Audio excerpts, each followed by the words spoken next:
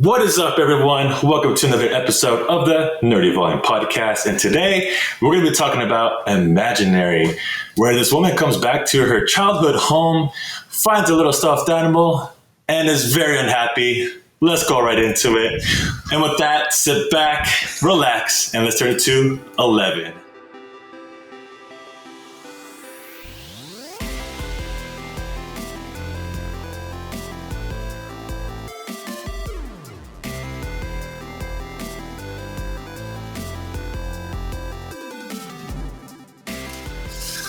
All right, y'all. Imaginary. I can't believe y'all convinced me to watch it. Whose idea was this? I mean, as you guys can see, I don't know. Was it mine? Maybe. My mom said the same thing. She's like, whose idea was this to watch this movie? My fault. It wasn't me. No way. I said it was Randy. I thought it was what was that? I thought it was gonna be the If movie. You know, like the one that's coming out in, I guess, in May. I thought it was the same thing. And then I saw there was the bear and I was like, oh, I remember this. This is a Blumhouse movie. Yeah. And because I watched a lot of Blumhouse horror films in the past 6 months, which I don't watch horror films, y'all. It's not me. But anyway, Imaginary. Y'all. What did we think of this movie? Oh, man. For the good, to be honest, like, everything was kind of very, I guess, vanilla in the beginning. You know, you have these two daughters. One is a teenager. One's a little kid that looks up to the main character, who is like the stepmom. And the teenager's like, no, you're not going to be my mom. I was like, okay, all right, we get it. The trope is there. So, you know, it started off like that. And then, you know, later on you see,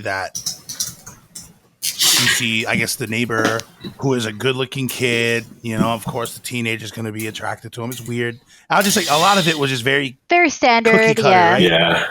Yeah. And so I would say that I was like, okay, it's going off to be a really good horror film.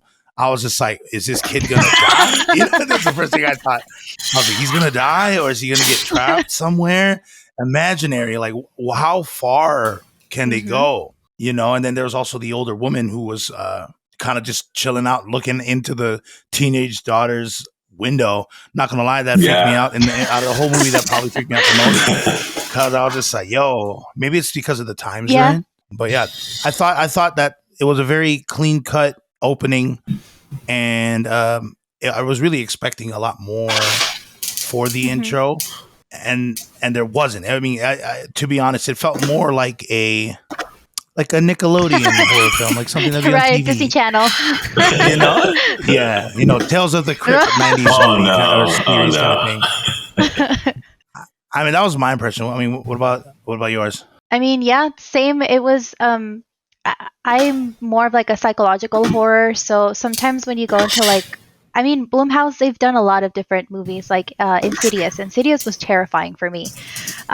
They've done like Get Out and all these other movies. So to go from a movie like that to Imaginary, where they just start off with like, again, very cookie cutter, vanilla, like little jump scares. It was a little bit different. I wasn't as freaked out. And the fact that I've noticed a lot of movies that have been coming out, obviously everything scary comes out at nighttime. A lot of the movie, especially in the very beginning, it was all in the daytime. Like, you didn't see a lot of nighttime scenes. Even though it was like the scary dreams and here and there, there's a lot of things happening in the daytime that you don't really see in scary movies. So, I mean, that was the good part of it. But it was kind of slow for me. I was trying to get into it, trying to figure it out, you know?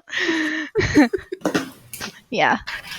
That's actually wow, yeah. No, I didn't think about that part, because, I was just like, so are you scared? Yeah, right. I have to agree. It was pretty slow in the beginning. It was a little bit too slow, as just like any other kind of, I guess, horror film, because, you know, they had to build it up somehow. But I mean, the little kind of suspense here and there in the beginning doesn't hurt. I mean, come on, Blumhouse, come on. You guys could get this straight. Come on. Yeah. But I think it's just a theme that they have, where they just build story, and make them fall asleep, I guess. Like, the audience starts snoozing and then get all like surprised by the element of surprise, you know? So, but super slow in the beginning for me, but the rest of the film, your typical horror movie, I like watching, I guess, paranormal stuff or paranormal films. And this one is just like kind of close to it because who's moving the teddy bear? Come on. Right, right. Oh, can we actually talk about the teddy bear for a little bit here? Out of all the things that you could choose to make something haunted, like Annabelle, or like Right.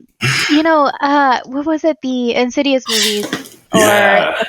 the Conjuring movies. They have things like like the little wind up doll that's you don't know when it's gonna pop up, but the teddy bear to me was kind of comical. Had like It was. it was the big, black eyes. It was actually kind of cute, and I didn't know if I wanted to laugh or to like try to be scared at it. Yeah, That's actually a good point. right. Wow, and you know what? That's funny that you brought up the bear. So for me, I thought that this bear was there, Right. and then I completely forgot what this entire movie's title was. Imaginary. I totally forgot about And I'm that like, too. I thought everybody could see the bear. I thought so, but nope. Yeah, because of the kid, right? That the boy next door, Liam. Yeah. He could see him, and I'm like, oh, that was good. Okay. So if I had any kind of impression on that part of the bear, I don't know why it's probably because of the whole vanilla opening and the cookie cutter, daytime. It's in the daytime. I never thought about it not being there. You know what I'm saying? And because it's a bear, it's a bear, and then a lot of the times adults play along with their kids, like, oh yeah, I see your friends. I see you playing. So it's kind of hard to put them aside, like what's actually imaginary and what's real, and then it kind of played really well into it. Like that plot twist was like, what? Yeah. Yeah. That was the moment I woke up. I was kidding. But no, that was pretty cool. They went back to the same scenes with, what's her name? Was it Alice, the little girl? So you're holding this and don't be rude to the boy next door or whatever, and then all of this stuff, and then the whole therapy one. That's when we got that little aha moment where she replayed it back to the mom, and they're like, just look closely, and there's nobody, there's nothing there on the couch. Who is she talking to? Right.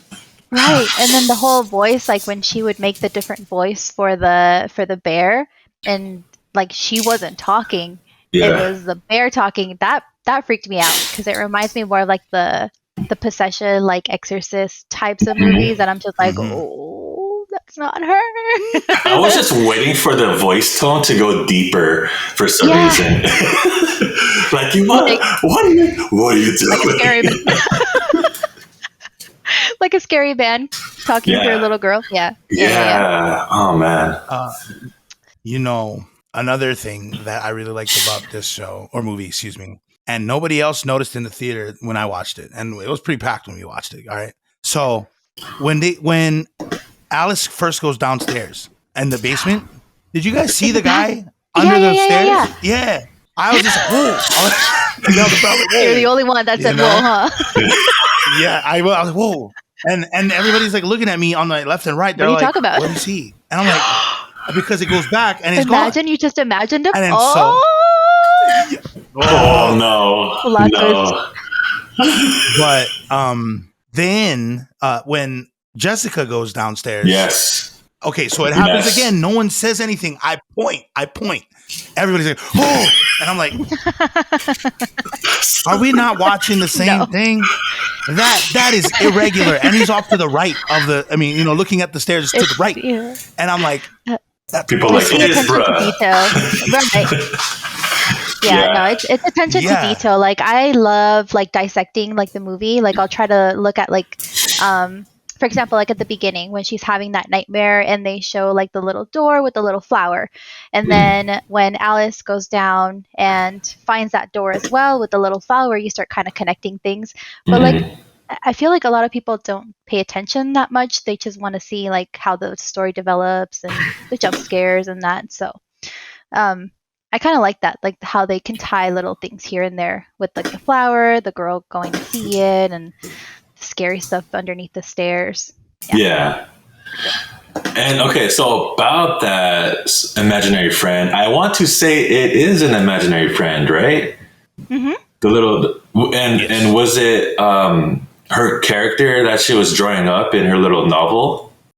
No, the character was a spider and a millipede. But if you look at it from the front view of that particular like character, it looks like a they have arms, you know, a head and whatever.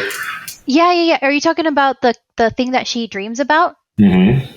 Yeah. So the nightmare character that Jessica dreams about is like this like spider looking thing, which it was also, you know, isn't it Oh scary? my God. It's not that scary. I was like, wait, did we? Is it? Sorry, go. Yeah, no, definitely it was definitely imaginary. But it wasn't depicted to her as like the bear. I think she forgot about the bear. She didn't know until Alice until Alice was like, "This is my imaginary friend," and she recognized him.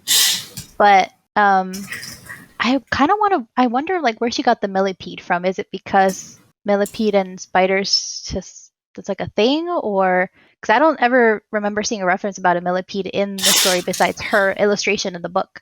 You know, that's actually a really good question because but which also brings me to the part. Remember how you said that the intro was cookie cutter? I completely forgot about her name. Yeah. That's how it You started. That was the intro. Her nightmare in the beginning. That was the intro. But like because it was a nightmare, I totally disregarded it. But the movie wasn't called Nightmare, so don't get at me, y'all. The listeners and the viewers, don't get at me. Nightmare. I didn't forget. That part again. The beginning of that movie, I was like, oh, what's gonna happen? And then I see the thing come out, and I'm like, okay, this is how the movie's gonna go.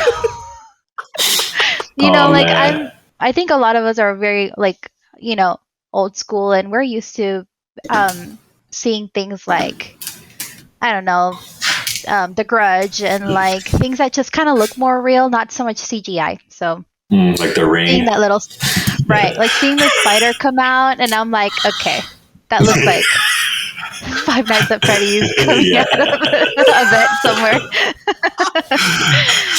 Oh gosh. Yeah, the effects were kind of little lacking. Yeah. For Blumhouse, I thought it was like I honestly I didn't know it was Blumhouse until I started doing my notes for this after, and I was looking at like the director and like the producers and stuff, and I was like, Blumhouse, really? Yeah. Talking about CGI. I know it's not like in the movie, but it's something that happened before the whole movie. One of the trailers is this big old spider. I don't know how to go on with the CGI with that one, but I'm glad we're not talking about that movie. I don't know if you saw that trailer. There was this big old spider, you know, like, what is it? Like, it's just crawling everywhere in the vents. Anyways, but that's besides the point. I just wanted to point that out there. No. It's getting bad, guys. Yeah. So when we see the bear in like full, like I guess in his full form or final form. Oh yes. I was expecting to be like, whoa, and I was just like, he looked like Five Nights at Freddy after he lost his job. You know what I mean? And then no sleep. No sleep, nothing. You know what I mean? Brush his teeth for like 5 days. You know, no shower. You know, and then I thought of the Ninja Turtles: Secret of the Ooze, Razor, the wolf. If you guys remember what the wolf looked like, he looked just like the wolf, and I was like, "Yo, bear wolf." I don't know, maybe wolf bear. Same, you know. Wolf bear, and the eyes, the beady black eyes, just gets me all the time. I'm like, I cannot take this serious. It's like, boom. Yeah. It's definitely a film that you would see on like Nickelodeon or Disney. Yeah. Yeah. Disney for sure. I mean, Yeah. yeah. And I got to give a shout out to the writer for giving the dad the role of a musician. Oh. Because I saw that bass, I was like, "Oh, he's a bass player," and he's like, "Oh, I don't have to go on tour." I was like, "Oh, he's a bass player." Right. He's legit. I was just like, "Oh, snap!" I was like, "I bet you tell him anything about spirits, him and his boys are gonna come down and help you guys." They're musicians, all right. Our minds are big like that. We open up like they believe in all that. Yeah. Yeah, no, that's another thing that I kind of the whole musician thing, him leaving on tour, her being alone with, trying to be a stepmom with the girls. And then when stuff starts happening and she calls him, like, I don't know if I could do this, maybe I'm not cut out for it. I'm surprised he didn't just like come back home when things were going, so much happened and she just had to deal with it while he was on tour. Living his life. That's gotta give mad anxiety. Yeah. Right? Probably eating at like McDonald's. You know what I mean? Like, just gets a text. Can you just imagine it?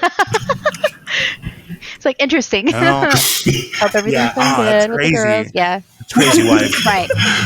Right. Dipping his fries in a windy shake. What is this going on over here? All right. Actually, this question, I have to ask you guys of. Okay, so when they get into the imaginary world, right? That is a world run off of what? Imagination. Yeah. Jessica is 100% a creator. Mm-hmm. She creates things from what? Her imagination. So wouldn't you think this world run by that would be literally her oyster? Mm-hmm. Use it to your benefit. She is God in there. So she's running away. Huh? Right, like imagine yourself a big bazooka, just take it out, just right. No, but she literally had to bring out her creative side. Literally, what do you mean by that? Blue, mm-hmm. Big old tunnel. Like, why can't you just think about it in your mind? Come on. Right, to think it. That's the thing. Like, that's actually a good point. Is it like her imagination that's making this world, or is it like the imaginary friend's world that she is being brought into? I want to say I feel like it's the imaginary friend's world because the imaginary friend was the one that was telling the girl the recipe to get into the world. So I want to say it is the imaginary friend's the imaginary friend's imagination. Right. I think it's the old lady. Let's talk about her real quick because she had a lot to do with. I know the creepy old lady, Miss Sketch. Miss Sketchy over here. Gloria. Yeah. So actually, she was talking about how these imaginary friends aren't just imaginary; they're actually like otherworldly beings, right? That attached to kids, and they become your friend, and then they serve their purpose, and then they move on to the next one. But once these beings attach to the kid and they don't serve their purpose like they're supposed to, because again, remember, Jessica was ripped out of her home because of what happened with the mom and then the dad. So basically, like this imaginary friend that she was supposed to be with for a long time didn't get to be with her. Like the cycle wasn't finished, so that's why he kind of like became what he became, and a little bit vengeful and all this stuff. So I can see that. I think that was just his world. I think he wanted to bring her home with him so she wouldn't go anywhere else ever again. That's a good point. Rabbit hole. Yeah. and the fact that she was so like highly obsessive over Jessica as the babysitter, and it turned out like she knew just all the facts and just knew everything about it, and like do this and do that, and then she turns around and says, "Let me pull this thing that's holding the doorway open and say, let's live in here." And that's kind of creepy. I don't want to live with you. Right. Don't be my babysitter, please. Yeah, just a babysitter from the past. From the past. I left that all in the past. Exactly. Exactly. That's right. I forgot that it was like a different realm that only the imaginary beasts Right. live in. Which, I didn't think about yeah, that. and they're not supposed to be mean, you know. They just kind of serve their purpose, they move on. But They're like succubi, and they absorb your life force, right? That's what Gloria was yeah, saying. like you feed into their, like, It- that's how they live. Like, you know, they live off of child's imagination, and then, you know, they Mhm. move on. But this one kind of got left, and then it's been starving for all these years, waiting for her to come back, you know. And that's exactly what she does. She comes right back to her childhood home. and I gotta say, yo, those imaginary people did a number on her dad. Y'all see how big her dad was? Her dad was He reminded me of the teddy enormous. bear in like in his like second form. He reminded me of the O line of any NFL team, and I was just like, jeez. I was just like, they messed him up. Made his eyes cool. Yeah. I was just like, oh snap, he's a cool looking dude. Yeah, I pulled out the John Cena and said, "You can't see me." Yeah, I really can't see you because I'm blind now. Can only see movie screens. Oh, jeez. Man, that sucks though. He's in hospice. Yeah. He's like all weirded out and everything. Mm-hmm. Yeah, that was cool to know, like the reason behind like his eyes. I thought he had like dementia or something. I'm like, oh, poor man. Like, you know, he hurt his daughter because he was losing his mind over his wife. But like later on, when you find out the reason why he lost his vision and why he went crazy, you're like, oh, I feel bad now. I shouldn't be talking smack about you. I was just like, whoa, yeah. And I'm like, what happened? I was like, what happened to the family? I was like, where's mom? Where's dad? Where's grandpa? Grandma? Yeah. Any dogs, you know? Hey, I have a question. What was the thing that was chasing after the dad? It had tentacles on it, or did it have tentacles? It was a spider. I think it was a spider. I think so. Yeah. Yeah.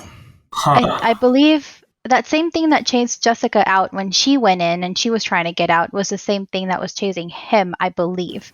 But there were so many different types of like entities. There was the spider, there was the bear, there was that like wooden, like, you know, mask looking thing. Oh, yeah. Oh, that's right. He actually reminded me, I started laughing when I saw it. I'm like, this looks like the mask that from Naruto. From the Akatsuki. What's his name? Yeah. No, with the swirl. You know what I'm talking about? Obito was yeah. His name. Yeah. I was like, oh, he's here. What is he doing here? He crossed realms. Right. It makes sense. He gives genjutsu, which is imagination, there you go. almost, or you know, illusions. He crossed into the realm. He's oops. He's like, wrong realm. Kind of like one of those. Wrong movie. Where's the blonde kid with whiskers?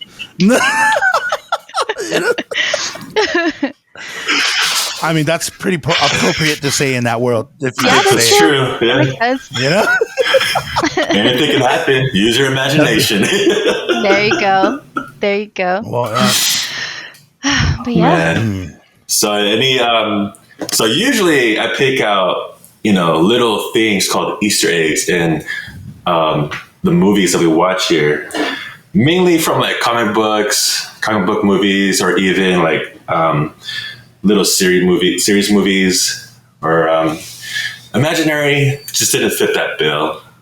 I don't think, correct me if I'm wrong, but I didn't find any Easter eggs when I watched the movie.